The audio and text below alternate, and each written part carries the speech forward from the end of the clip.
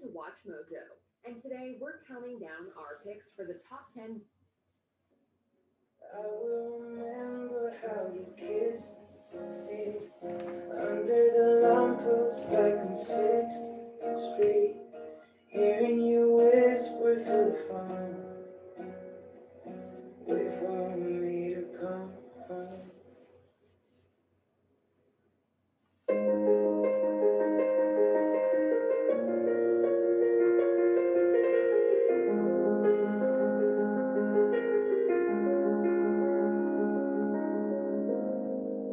Remember those walls I built? Well, baby, they're tumbling down. They didn't even put up a fight.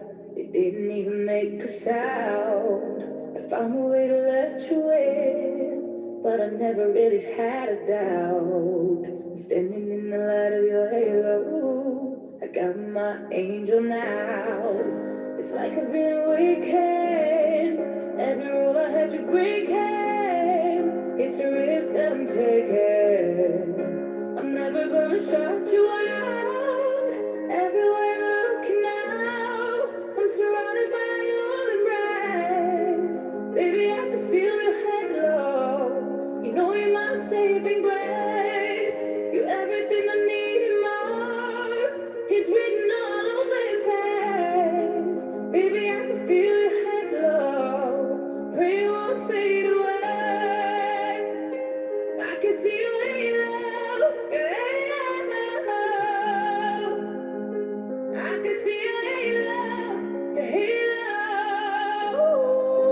Hit me like a ray of sun, burn into my darkest nights. You're the only one that I want. Think I'm addicted to your light. I swore I'd never fall again, but this don't even feel like falling. Gravity can't begin to pull me back to the ground again. It's like a bitter weekend. Every rule I had to break, yeah. It's a risk that I'm taking. I'm never gonna shut you out. Everywhere I'm looking now, I'm surrounded by your embrace. Baby, I can feel your halo. You know you're my saving grace. You're everything I need and more. It's written all over your face. Baby, I can feel your halo. Pray you won't fade away. I can feel your halo, your halo. I can see your halo, your halo. I can feel your halo, your halo. I can feel your halo, your halo.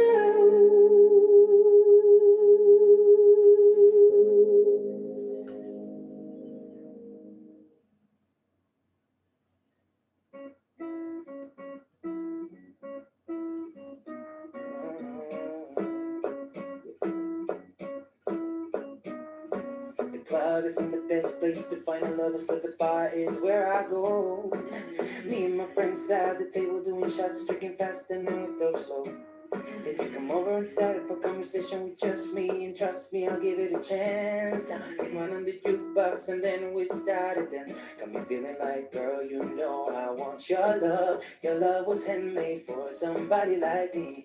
Come on now, follow my lead. I may be crazy, don't mind me. Say, boy, let's not talk too much. Grab on my waist and put that body on me. Come on now, follow my lead. Come on now, follow my lead. I'm in love with the shape of you. We push and pull like a magnet do. Although my heart is falling too. I'm in love with your body. Last night you were in my room, and in my bed sheet smell like you. Every day discovering something brand new. I'm in love with your body. Yeah. I'm in love with your body. I'm in love with your body. Yeah, yeah. I'm in love with your body. Discovering something brand new. I'm in love. Eso puede no ser la mejor idea para encontrar el amor. Así que mejor me quedo con mis amigos tomando algo hasta que salga el sol. Entonces te acercas a mí diciendo cómo estás, pues allá mucho mejor. Me agarras bien de la mano, dedos al piano, mientras que canto esta canción. Sabes que quiero tu amor, un amor que yo siento dentro de mí. Sígueme, sígueme, sí, me vuelvo loco yo sin ti, ya di que no hablemos más. Agárrate más fuerte, pégate a mí. Sígueme, sígueme, sí, sígueme, sígueme, sí. Me enamoraste tan solo tú, como un imán en la multitud. Me llevas hasta tus labios tú, me tienes loco y lo sabes. Tu cuerpo es tu gran virtud, una silueta contra luz. Cada paso que tú das un nuevo sur. Me enamoraste tan solo tú. Me enamoraste tan solo tú. Me enamoraste tan solo tú. Me enamoraste tan solo tú. Cada paso que tú das un nuevo sur. Me enamoraste tan solo. Come on, be my baby, come on. Come on, be my baby, come on. Come on. Hello and welcome. It's 28th of the 4th, 2021. It's now 5:05 p.m. and this is the third or fourth ever group coaching webinar. There have been other group ones before that, but these are the ones that I've set up this year, 2021, and nobody's shown up.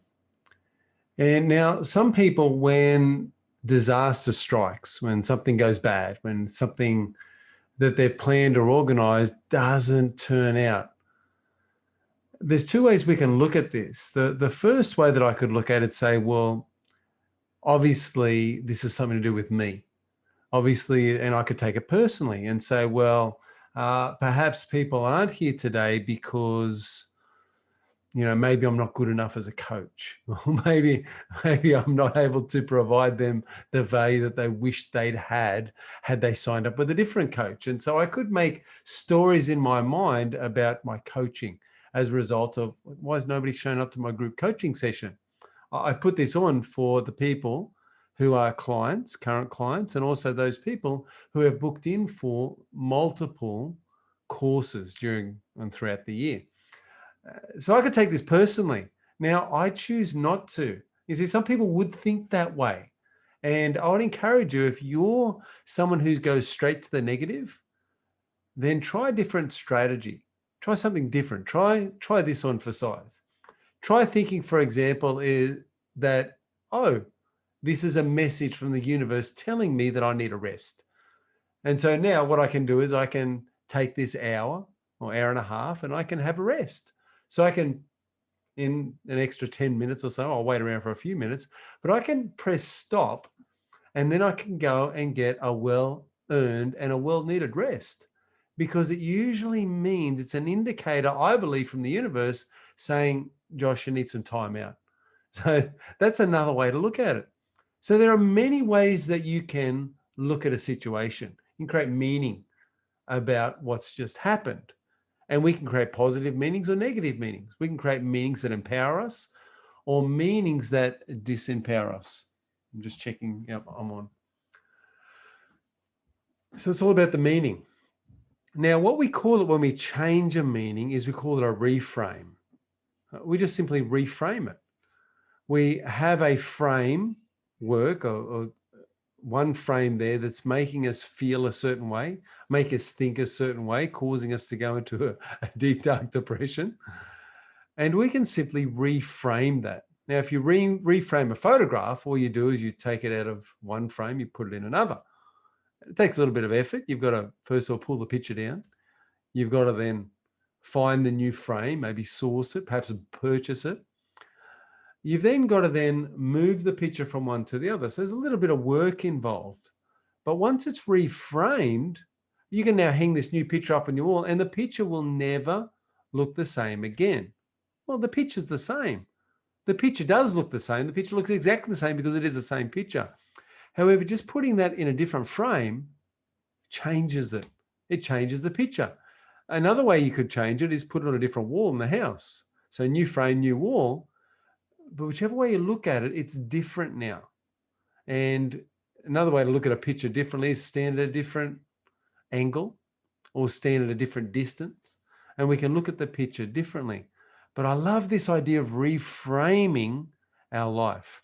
So that's something for you and I to consider, is that we can reframe.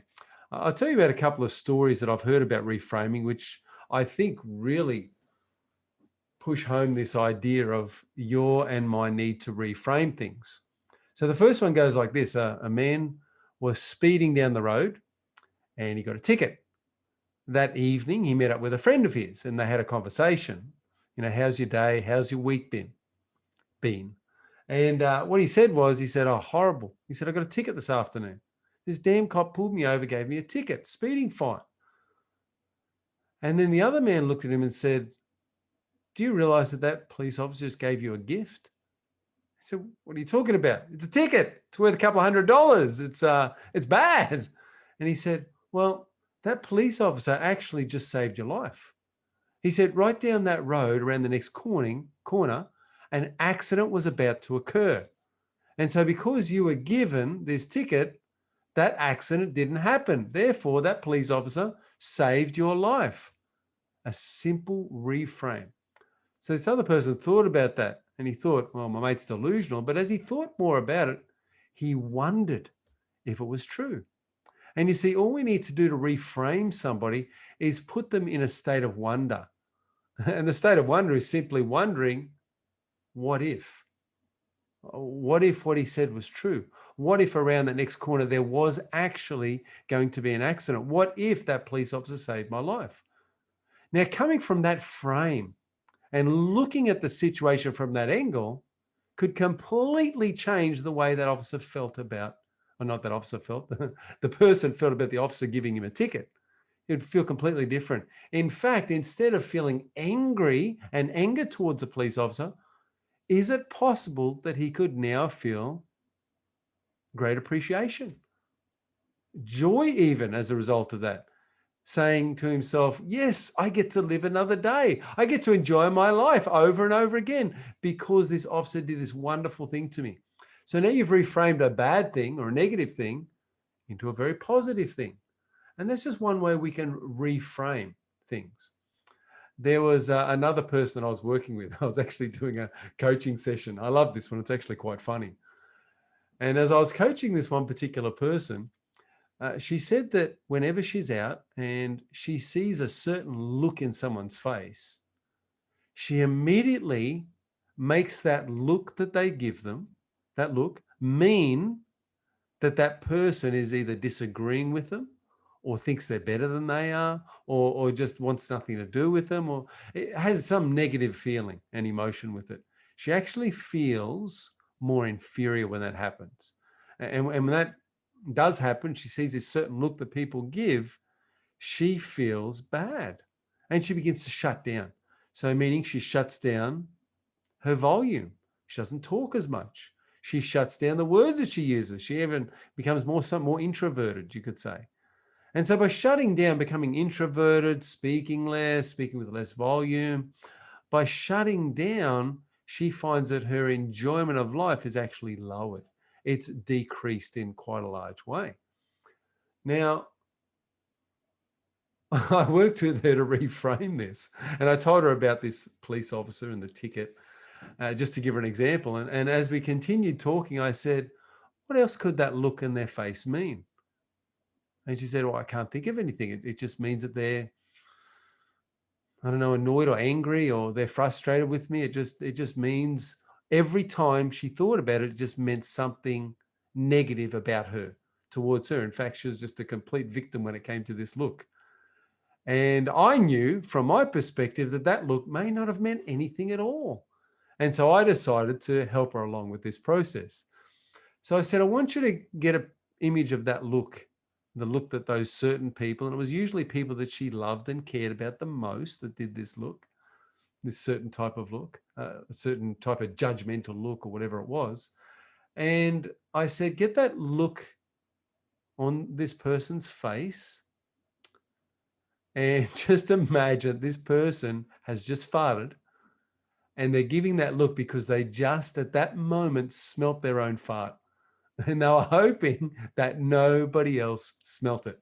I said, that's the look. And so straight away, she thought about this and she started laughing. And then I said, well, go and find other people who've given you this look. And so she went through her memory banks and she thought about a mother and a sister and her brother and a father and a few other people who've given her this look, friends and family. And she went and started reprogramming every single one of those looks to mean that the person wasn't being judgmental or wasn't being mean towards her.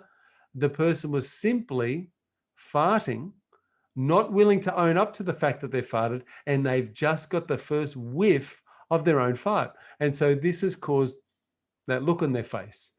And so as we did this, and as we cycled through all these different people, she went and revisited them all. And we spent a few minutes going through this so that we could program this new frame into her mind. We reframed it and then had to install the information. We went through all these situations, and at the end of it, every time she saw that look and every time she thought about that look, she would almost start laughing. Now, what's the benefit of this? Well, the benefit of this is as she went out into her life, when somebody gave her a certain look, she was able to laugh and shrug, and it wasn't able to have the same effect on her. You see, in the past, it had caused her to become more introverted, more shut down, and she'd withdraw within herself. Now she was able to stay open. So here she was going through a situation which would, in the past, have caused her great turmoil, and now she was able to stay open. And what a wonderful change that was. And so that's just a simple reframe activity. So if we were going to use that, you and I, you would think of something in your life that has a big impact on you. In fact, I've just been through something like that myself, and it took my wife to come and have a talk to me to try and snap me out of it. And I've become more closed off.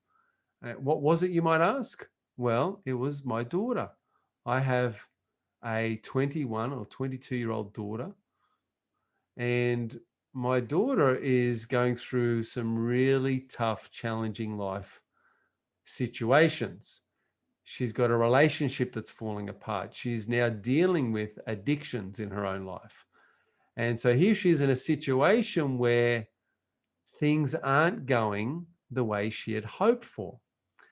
And she's wanting to make best of a bad situation. However, the more she tries and the more effort she seems to put in, the worse things get.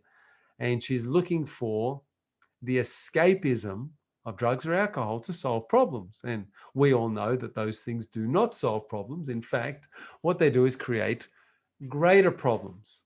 So my wife and I had a conversation about my daughter. My daughter texted me a couple of messages using Facebook. And as I've read through these messages, I haven't known what to do or how to respond. My wife has said to me, go, find out about rehab and let's get something planned and prepared.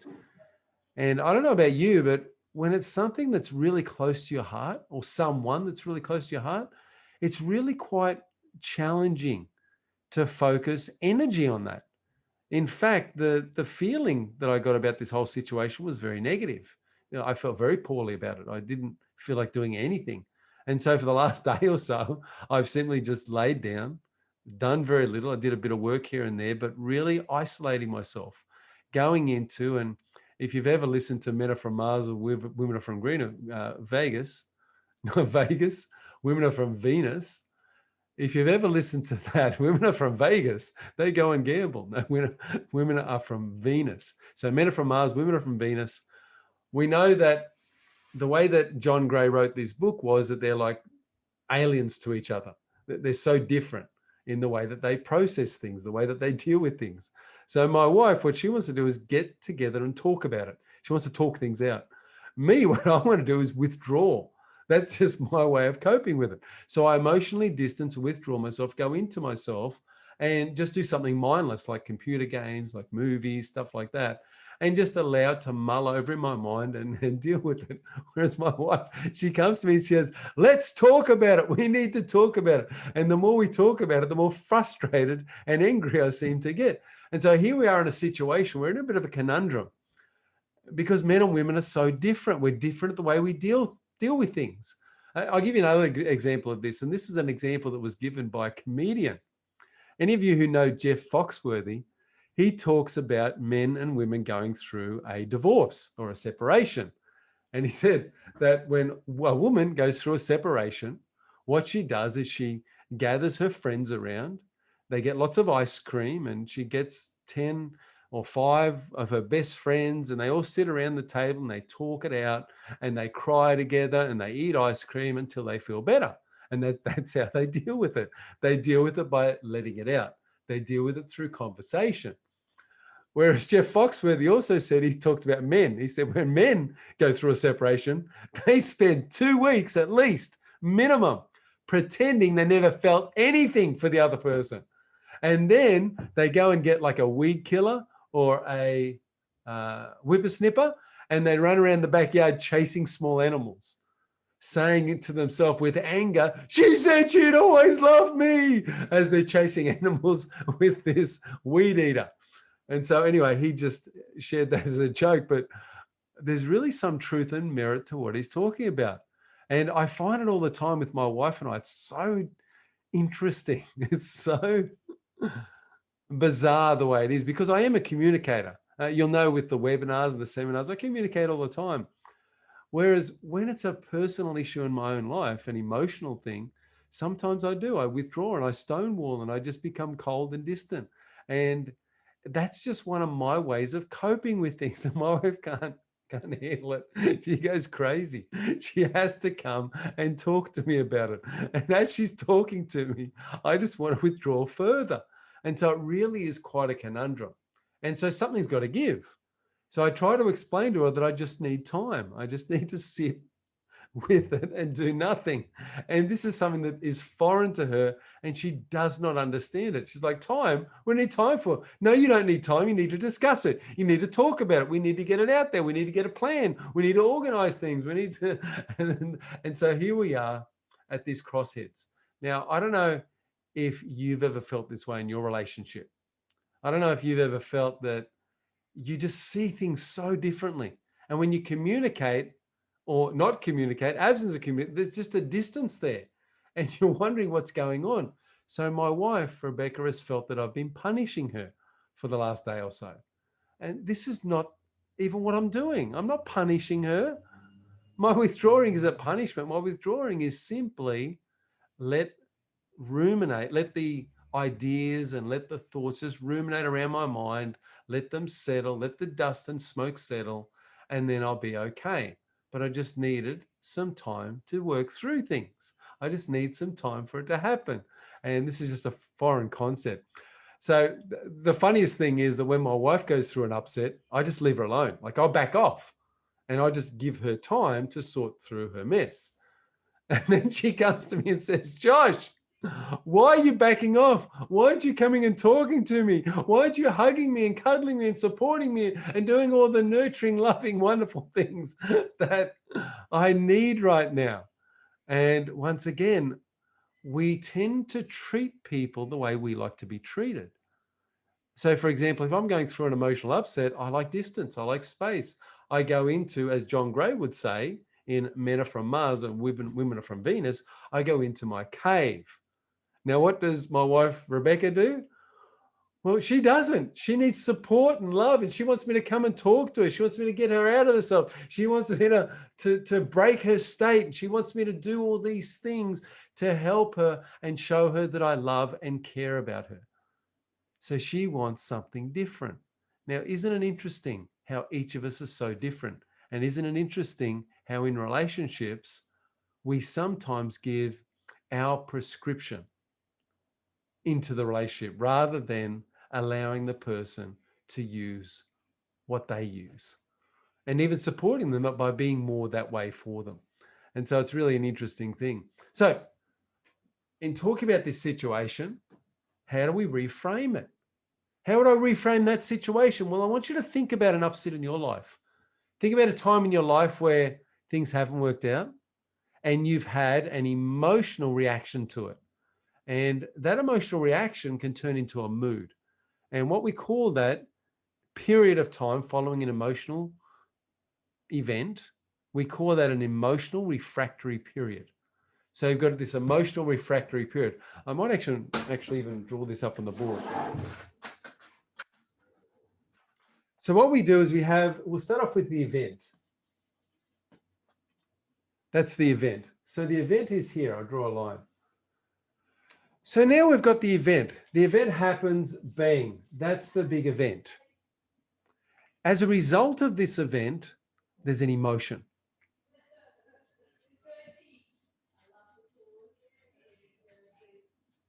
Okay, so as a result of the event, we feel an emotion. Now, if the emotion is good, we generally create a positive meaning. And if the emotion is negative, we generally create a negative meaning. And so the next thing we do is we create in our mind a meaning. So here we've got the event, there we've got the emotion, now we've got the meaning. All right, now, according to how this meaning sits and what this meaning is, that will directly relate to what happens next. So we've got the event happens, we've got the emotion that we felt as a result of the event, and now we're giving it a meaning. And this meaning can cause us to remain in that emotion for a period of time. Now, an emotion that's run for a period of time, we call a mood. So after we've got meaning, then we move to mood. We go meaning, mood. So we've got the event, we've got the emotion, we've given it some meaning, and now we've got the mood that's associated to it. Now, all of this happens very rapidly, and all of this happens below the surface of conscious thought, meaning it's in the subconscious or the unconscious mind. So oftentimes we don't even know, and we're not even aware of what's going on. And so several hours later, several days later, or even several weeks later, we get to this point. And here we are. And we look back and we go, oh my goodness, what just happened? Well, what happened was an event happened. Something happened. And this event could be so simple. It could be the look on someone's face. It could be a text message. It could be that somebody didn't say hello to you. It could be such a simple, small event. And yet what we do is we feel something in that moment when it happens. And because of that feeling and that emotion and the event, we create the meaning. We create a meaning. And like I said before, the meaning is either positive or negative. If it's a positive meaning, that's good. Positive meaning leads us towards happiness, leads us towards greater joy, fulfillment. A positive meaning is going to give us the life that we want. Now, if there's a negative meaning associated with that, then we're going to go through some pain. So this equals pleasure, this equals pain. Now, we've got to be very careful, because what we don't want to do is live in delusion. And some people do that, is that they create this delusional positive meaning. But it doesn't really work, because the unconscious mind is not silly. The unconscious knows if you're just appeasing yourself with something rather than having something that's going to help move you forward. And that's really what we want. We want something that's very positive and is going to move us forward. And so here we have an event, an emotion, a meaning, and a mood. And then we wake up 3 weeks later and we go, oh my goodness, what just happened? Why am I developing this temperament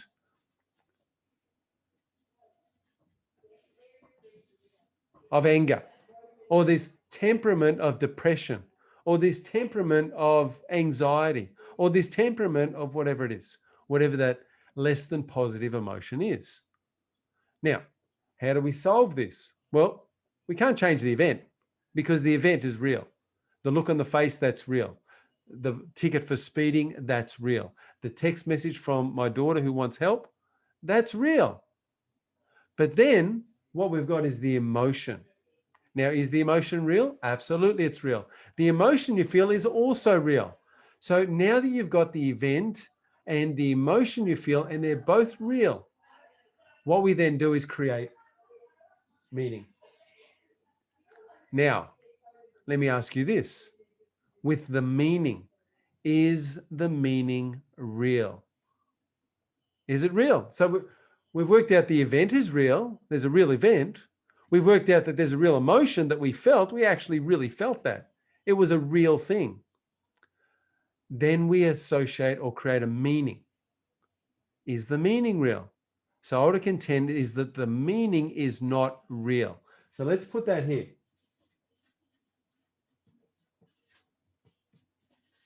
The meaning is not real. The meaning is not real. So what the meaning is your interpretation. And I want us to get this. It's our interpretation.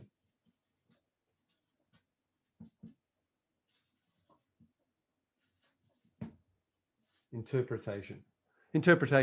Okay. So what it is it's our interpretation of the event, and as a result of the emotion, therefore we make it mean something. And so here we are working this place of meaning. And so meaning is everything. So when it comes to meaning, meaning determines this, and meaning determines this. So meaning actually creates our world. It creates our whole world. Our universe is created up of meanings. Everything is a meaning. Love is a meaning. Emotions, joy is a meaning. So all of our emotions are meaning. Friendship is a meaning. Work is a meaning. Our hobbies, that's a meaning. Fun is a meaning. So people, who this person is to me, I create a meaning about that. What a good-looking person means, somebody who's got disfigurement, what that means. We've created meanings throughout our whole life, and that's what we do. We're actually, and here's another thing, meaning-making machines. So we call that the triple M. So we're meaning-making machines.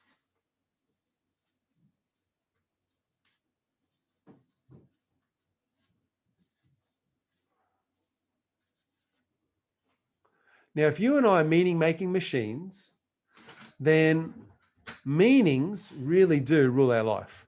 The meanings, the things we associate to events, the interpretation that we have of the events, that's the meaning. And meanings actually rule our lives. They rule our lives. They determine our emotional states. They determine our moods. They determine whether you're happy or whether you're sad. They determine whether you're elated. They determine whether you've got high energy or low energy. They determine what you do every moment of every single day. Everything comes back to meaning. Everything goes back to meaning. Now, the reason that reframing is such a valuable tool is because you take control of your meaning. And when you take control of your meaning or the interpretation you have towards events, you take control of your life. You take control of your emotions. You take control of your future. You take control of what you do moment to moment, day by day, month by month, hour by hour. You're taking full control of your life by simply looking at the meaning. Now, I mentioned before that we shouldn't become delusional. We shouldn't pretend. And we've got to remember that when we're doing meaning reframing, we're not pretending. We're not pretending. If you're doing it and you're pretending, then you're doing it incorrectly. If you're pretending something means something else, and you know full well that it doesn't mean anything else, then you're trying to manipulate yourself. And you know what? Your unconscious mind is very good at understanding and dealing with manipulation. And I won't buy it. It just will not accept the new information. It has to believe it, and it has to be believable. So this incident with the police officer and the ticket and the accident, it was enough to put that thought in the person's brain that person, that police officer, saved his life. Now, what are the chances that there was an accident? Well, we don't know. It would have been a chance, though. It would have been a percentage, perhaps. A percentage chance. Is it possible? Absolutely possible. Was it definitely going to be an accident? We don't know. We don't know, but there was enough ambiguity in that the unconscious mind grabbed hold of it and said, okay, that's enough. That's now believable and conceivable. And it's believable and conceivable because of this. car accidents happen every day on planet Earth.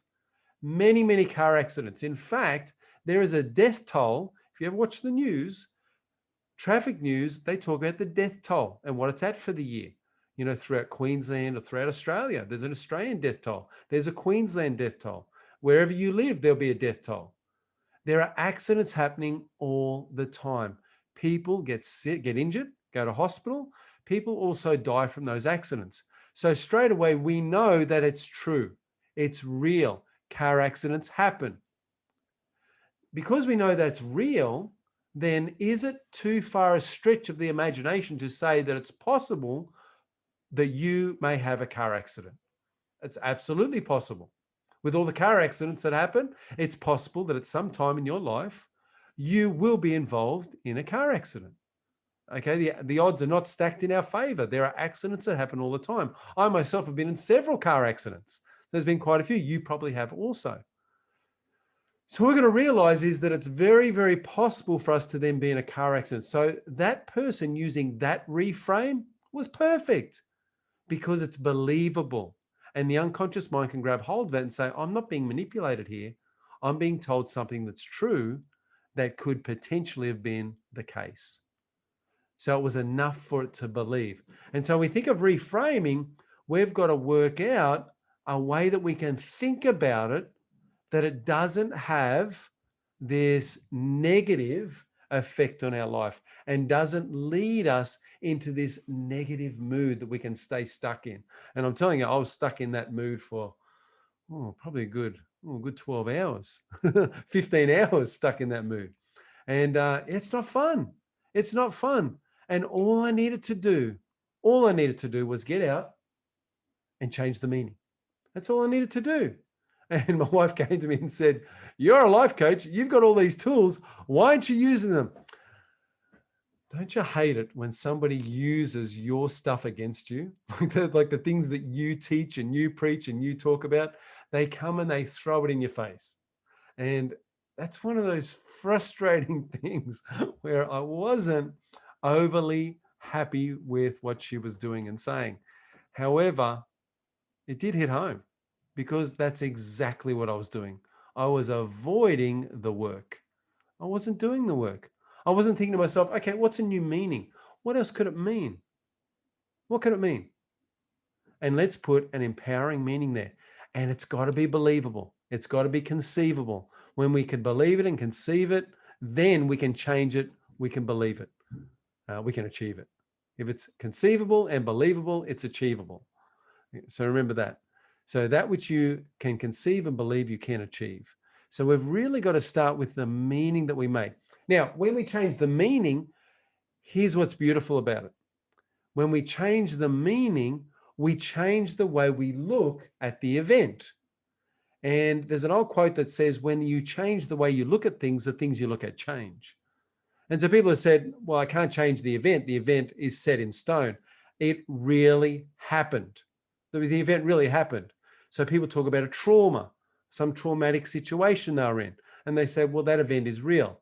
Therefore, there's no moving forward. There's no overcoming it because it really did happen. I'm really a victim of that situation. So I get that 100%. I understand that. Now, when you change the meaning, here's the beautiful thing that happens.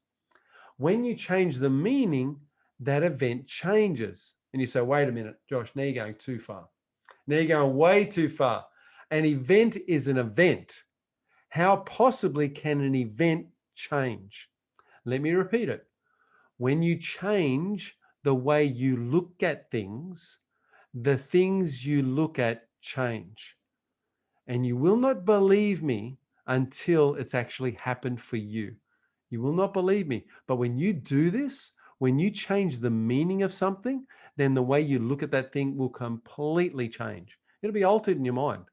And because of that, believe it or not, the event changes. And you say, how is that even possible? When you change the way you look at things, the things you look at change. So when you change right here, the meaning, and you give it a completely new meaning, like for example, in the past, it was a disempowering meaning. Now I'm going to give it an empowering meaning. So now I've changed it from disempowering to empowering. Now that I've given it that new empowering meaning, now I go back and look at the event through that lens. It's like putting on a new set of prescription glasses, and suddenly now you can see clearly. So before, the event was hazy. You couldn't see it clearly. You had the event, you could visualize it and remember it the way that you could remember it. And what we'd say is that that's your interpretation of the event, because it's only interpretation because it was skewed by the emotion and then the meaning that you made. So once you had the emotion into your body from the event and you put the meaning in your mind, that skewed that event. So it took it out of focus. Now you've been living your life and that thing's been completely out of focus. All we have to do now is change the meaning, or in other words, reframe it. So we get that picture, we put it in a new position, maybe a new position in the house. We put a nice frame around it. The frame could be a nice, big, thick golden frame. And we then look at that picture again, and the picture changes. Because when you change the way you look at things, the things you look at change. And a lot of people think this is it's a mystical process. It's really simple. It's simply, we change the meaning, you change your life. Change the meaning, change your life. So once again, to recap, what we've talked about today is meaning. We've talked about the fact that you and I are meaning-making machines. We've also talked about the fact that events occur in our life, traumas, difficulty, upsets. And as these events occur, we get an emotion. We create an emotion in our body as a result of that event, whatever it is. Now, with that emotion comes a meaning.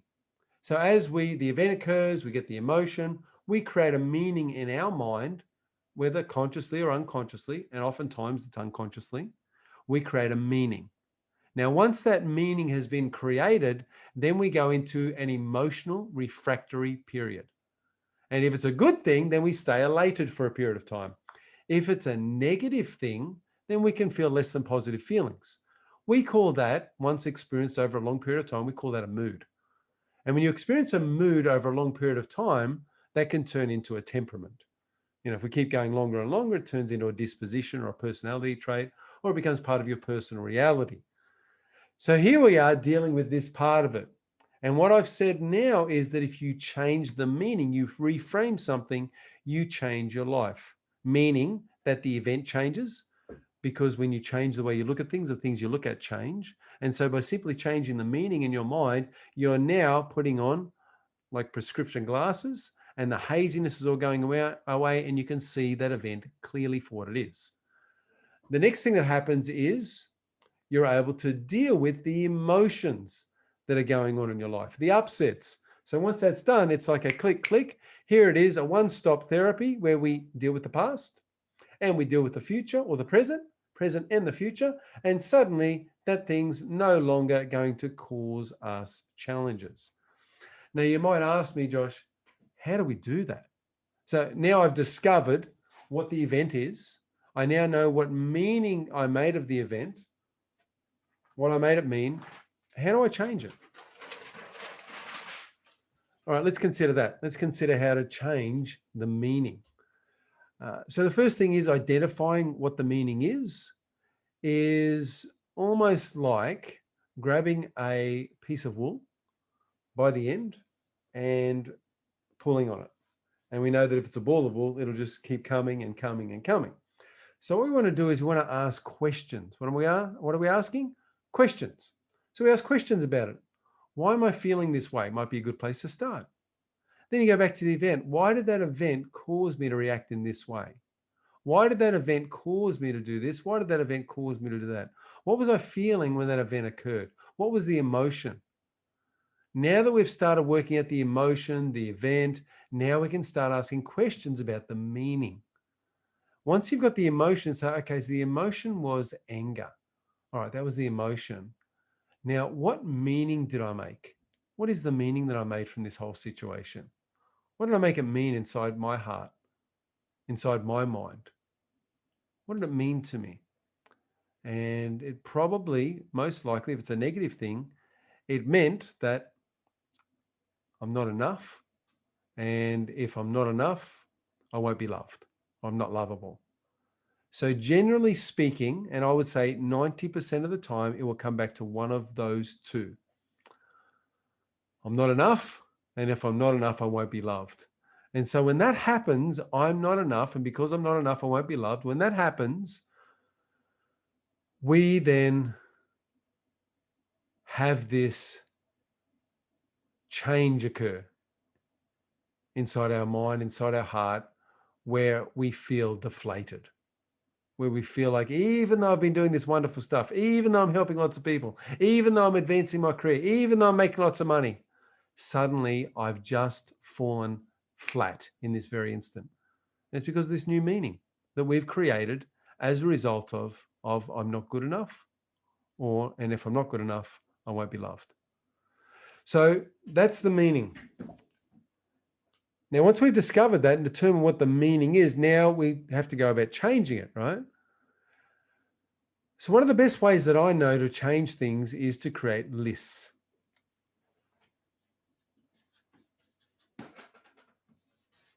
So what we do is we want to list it out. We want to write down as much as we can as to why I am enough. You see, we could do the opposite. In fact, you could ask the question, I'm not enough because, but what you're doing there is reinforcing the fact that you're not enough. We don't want to do that. That's fine on its own. What we want to do is reinforce this idea of why I am enough. So why I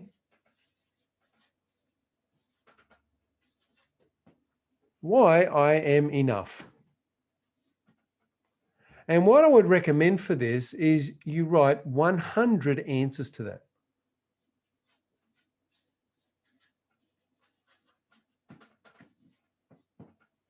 So you're going to write down 100 times why I'm enough. So think about it. You might get to 10 or 15 and go, I'm out. I can't think of any other reason why I'm enough. And I would simply say, dig deeper. You want to dig as deeply as you can, consistently over and over again until you come up with 100 reasons. Now, some of them may be the same reasons, but just said it in a different way. Or some of them may be the same reason repeated. Maybe reason number 6 and reason number 35 were the same. And reason number 86 were the same. All those three. So if they were all the same, then it must be an important reason. Now, what will happen is as you do list writing and as you write 100 reasons why I'm enough, and another 100 reasons of why I'm lovable.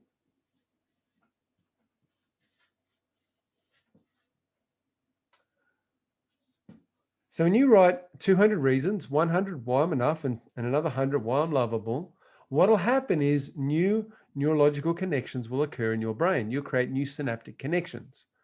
And when this happens, you will be able to get yourself out of the old meaning of I'm not enough and I'm not lovable. If I'm not enough, I won't be loved. So I'm not enough, I'm not lovable. So what we're doing is we're creating pathways in a new direction.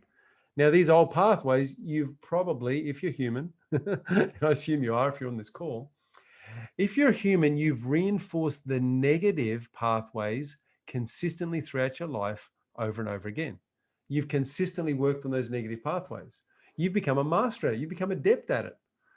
And because you've done it so many times, what we need to do is do plenty of work to the contrary. We need to do plenty of work to rewire you in a more positive way. Now, once you've done 100 reasons here and 100 reasons there, you go back and look at the event again, whatever event it was, and notice that it's now different. And it's not that the event is different. It's that you have now changed. And when you change the way you look at things, the things you look at change. And so I promise you, just by doing this, you will feel 1, I'm enough.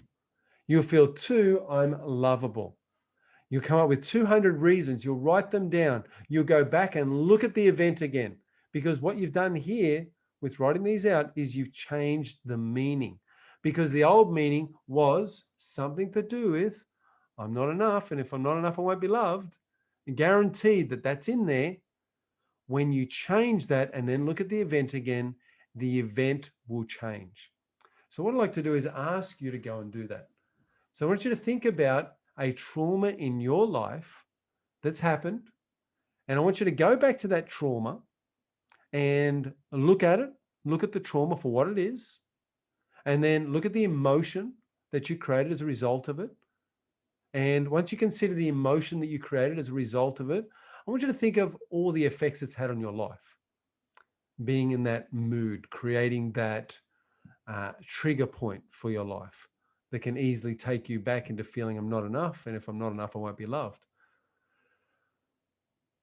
Then what I want you to do is this process. Write out these 200 reasons, 100 of why I'm enough, and then another 100 reasons of why I'm loved or why I'm lovable. Once you've got those 200 meanings, go back and look at the event again and notice what happens. And what you notice, I'm telling you, you will look at it differently. You will look at it as if it's a new event or a different event. It'll no longer have that same emotional attachment that it had before, simply because you did the work. And I want to encourage you that when it comes to life coaching, you've actually got to do the work.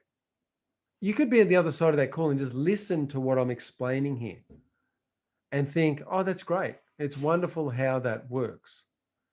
Unless you go and get a notepad and pull it out, and unless you start writing in that notepad, page after page, and coming up with that 100 reasons, or 200 here, as I've asked you to do, unless you do that, you will not get the change in your life that you desire, because it will not have done the work. It will not have changed. When you actually physically, manually do the work, grab the pen, start writing, using your arm, using your body, using your mind, looking at the page, thinking about all the reasons, creating the new synaptic connections with every writing. As you write it, you actually say it to yourself. That's what we do, is we write. So we're using visual. You're looking at the words, you're looking at your pen, you're looking at your hand. We're using auditory or auditory digital, because we're actually saying it in our mind. We're talking about it. As we say it, we're using our auditory digital. So we're using auditory. We're also using kinesthetic, because the pen's in your hand, using your body, the motion of your body to write. So all of these things, it's visual, it's auditory, it's kinesthetic, it's using every part of your mind. And that's why writing and making lists still is, to this day, one of the most effective ways of reprogramming the mind. It simply increases its ability to work when you're doing it with volition, when you're doing it with a desire to create change. And when you've got that desire to create, that enhance it. It's like rocket fuel. It's going to work anyway. When you really give a lot of thought and effort into your answers, when you give it energy, then it's going to work more effectively. It'll work to the level of energy and desire you give it.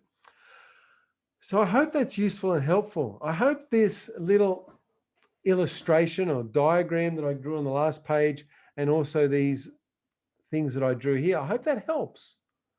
Because what's going to happen there is your life, because you're now enough and because you're now lovable, what tends to happen is self-sabotage falls away automatically.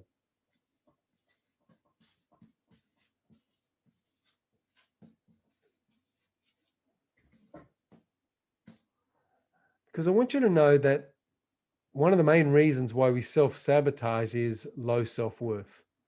And I do believe, and that's the first one that I talk about. I talk about the losers formula in self-sabotage, and L stands for low self-worth. So we've got losers, LOSERS. So loss of self-worth, out of control, scapegoat, to end boredom, revert to the familiar, and smoke and mirrors. They're all the 6 reasons why somebody self-sabotages. And the WIN formula is simply the 3 ways that we can overcome self-sabotage. So the first one in the WIN formula is worth, or in other words, building your self-worth. The second one is identity. So creating a new identity and purpose. And finally, it's the never give up principle. By doing this writing, you actually meet all 3 criteria. So here what you're doing is you're building your self-worth. So when you write 100 reasons as to why you're enough, every reason builds your self-worth. When you write 100 reasons, say that you're lovable or why you deserve love, then once again, you're building your self-worth. Now let's look at identity. When you come with 100 reasons as to why you're enough, your identity shifts.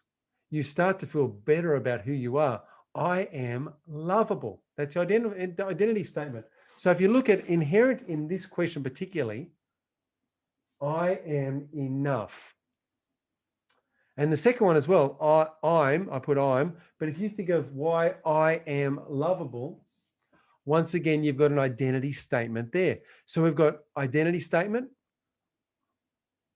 why I am enough, why I am lovable. Both of those identity statements cause you to create a new identity. So it's amazing. So that's the second. And then the never give up. The never give up simply refers to get 200. Don't just do 5 and then stop. Get to 200. Even if you repeat some, it doesn't matter. Get to 200. The never give up principle is when you start with a task, carry through, do it, make it happen, get to that 200. Once you get to 200, you'll have completed that task. And your brain loves completion. It loves it. Once you get, it's like a game. Think about this as a game. The game is 200 reasons. And when you win that game, you get 200 points for winning that game. How does that sound? 200 points. Now, the points are meaningless, but it doesn't matter. Give yourself 200 points. Give yourself a treat. Think about something you can do to reward yourself for doing this behavior, because the unconscious mind loves reward. In fact, it thrives on reward. So I hope this is helpful. Now, at the end of this, remember that knowledge is not about information. Knowledge is about application. Once again, knowledge is not about information. Knowledge is about application. So what we want to do is do this, the 200 reasons, apply it, put it into practice, make it happen, spend the time. And I'd invite you, I encourage you, spend the time in your own time, make this happen, make this change, make changes in your life. And I just want to remind you that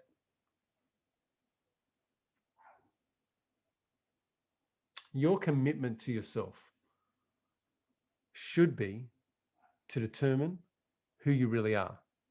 Unlock your incredible self and unleash that on the world.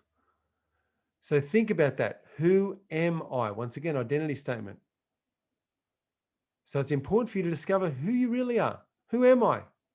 And then once you identify that, you unlock it. Once you've unlocked it, you unleash it on the world. Unleash it on the world. So here I've got a situation where I've held a group coaching call, and I think to myself, what does that mean? It means that Josh needs some time to work through this. It means that Josh needs some time to actually do his own 100 reasons, because Josh has had his own upset. Josh has been through his own mood. And if you ask my wife, it was very pleasant. She felt like I was doing something to hurt her, which was not the case at all. It was just my way of dealing with the situation. Now, had I applied this tool straight away, guess what? I could have knocked this on the head 12 hours ago. But you know what? Some of us are stubborn, myself included. And some of us know what to do. We have the tools and they're right here, and we don't use them. And why don't we use them? Sometimes we want to feel it. Sometimes we want to stay stuck. And for what purpose? Why is it helping anyone if we stay stuck? We need to, and I often tell people this, I'd actually talk to people that are different groups that I've been involved in. I tell them to give themselves an uppercut and get back to training. So I used to tell people who were kickboxing. I had and ran kickboxing classes for many years. And if somebody stopped coming to the classes, I'd go and talk to them and say, what's happened? You haven't been attending the classes. And they said, oh yeah, I've been busy. I've got a girlfriend or this or that. They'd come up with some reason or excuse. And people in this world have reasons, excuses, or they have results. So which do you have? Reasons, excuses, or results? And so I would tell them to give themselves an uppercut. So I'd say, give yourself an uppercut and get back to training. And if you think about the visual of that, I mean, it's like standing in front of the mirror and then just, giving yourself that big uppercut straight under the chin, knocking your sense back into yourself and saying, okay, enough of this mood, enough of this negative temperament, enough of me going into this sullen state. It's time for me to pick myself up by the bootstraps and move on, move forward. And I'd often tell people as well who were spiritually down or spiritually low, and I would tell themselves to give themselves a spiritual uppercut. And so I use the same terminology. I'd say, give yourself a spiritual uppercut. Because if you and I want fulfillment, there's two things we need to do if we want fulfillment. The first thing is, if we want fulfillment, is we need to grow and grow consistently. And if you're staying stuck, if you're letting emotions and events of the past dictate and determine the way you're feeling in the here and now and the way you're acting and reacting in your life, then it's not helping. It's not helpful for you or for anyone. So change it. Change the meaning. Change what it means. And then change your life. So I just wanted to remind you that I've invited you today to do 200 things. Write down a list of 200 things so that you can permanently create changes inside your mind and your heart so that you can move forward effortlessly towards that which you desire and away from those things that you don't want to show up anymore in your life. So change. Do it. Just do it. So I've decided now that it's time for me to use these tools. And so once this call's ended, I'm going to pull out my notebook and I am going to write down 200 reasons. And I'm not going to move from this spot until I've written that. And once I've got that 200 reasons written out, I'm going to go back into my life and I'm going to have a good talk to my wife. And I'm going to apologize for the way that I reacted and have acted and the way that I've been shut down on her and the way that I've been dealing with my stuff. And I'll also explain to her that I was dealing with it in very much a man's way of dealing with it. However, I also understand that she needs explanation and I need to give her what she needs, not just live my own wants and needs, but also give to her. And I love the fact that she persisted and she did get through to me and she caused me to have a real good think about it and a wake up call. And that's why I'm here doing this call and sharing this information. And mind you, this is the first time that I've ever shared this information. And I'm actually going to take my own advice and I'm going to make that list because I believe in lists. When I went to a webinar in 2017 or 18, and what was one of those 2 years, it might have been 18, I came back from the seminar and I had this notebook and I just filled it up with list writing. I was just writing list after list. I was asking questions, just 100 reasons for everything. And I pretty much filled that book up. And it was a really great time in my life. I remember the changes that I had. And so my encouragement would be that whenever something comes up, get that book out and start writing lists. Find out what the event was, or think about the event. Find out the emotion. Think about the emotion. What was the emotion that I created? And then think about the meaning you had. And then go about to change the meaning of that event. And as you change the meaning, then you'll find inadvertently or directly, the event itself will actually change. So thanks very much for listening. Go and have fun, make those changes, and I'll see you at the next life coaching session. One last thing. I just wanted to write down not write down, but explain to you the meaning reframe that I use here and now. And I think I explained it right at the beginning, but I'm going to reinforce it one more time. That because nobody turned up to this coaching call, it meant for me that I needed time to actually work on my own stuff. And so I want to thank you from the bottom of my heart, everybody. Thank you for not showing up to this. Thank you for not coming along because I needed this.